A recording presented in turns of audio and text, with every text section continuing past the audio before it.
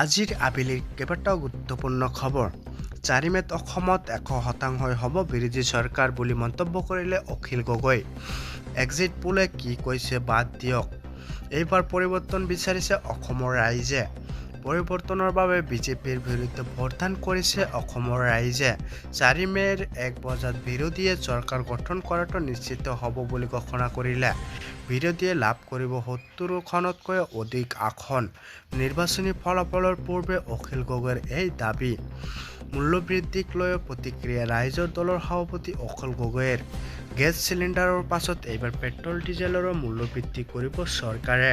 আৰু এটা গুৰুত্বপূৰ্ণ খবৰ। সাৱধান ৰাজ্যবাসী, দেশত আহি আছে ধুমুহা আৰু বৰষুণ। সাৱধান ৰাজ্যবাসী, ৰাজ্যত ধুমুহা বৰষুণৰ সন্ত্ৰাস। প্ৰচণ্ড বেগেৰে আহি আছে ধুমুহা বৰষুণ। জৰুৰী কাম নাথাকিলে ঘৰৰ পৰা নোলাব। বতৰ বিজ্ঞান কেন্দ্ৰই জাৰি কৰিছে এলাৰ্ট।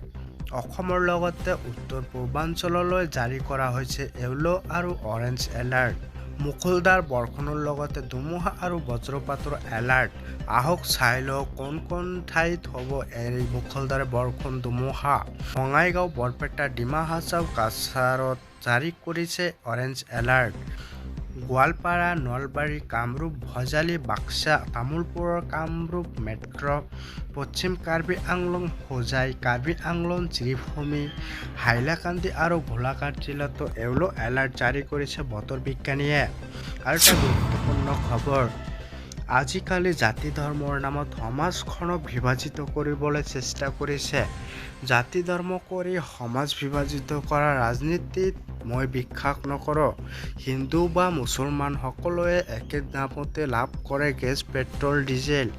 হিন্দু বা মুছলমানৰ বাবে বেলেগ বেলেগ মূল্য নহয়। উন্নয়নৰ ক্ষেত্ৰত ভাৰতত বৈষম্য কৰা হোৱা নাই। কেন্দ্ৰীয় মন্ত্ৰী নীতিন গাডকাৰীৰ গুৰুত্বপূৰ্ণ মন্তব্য।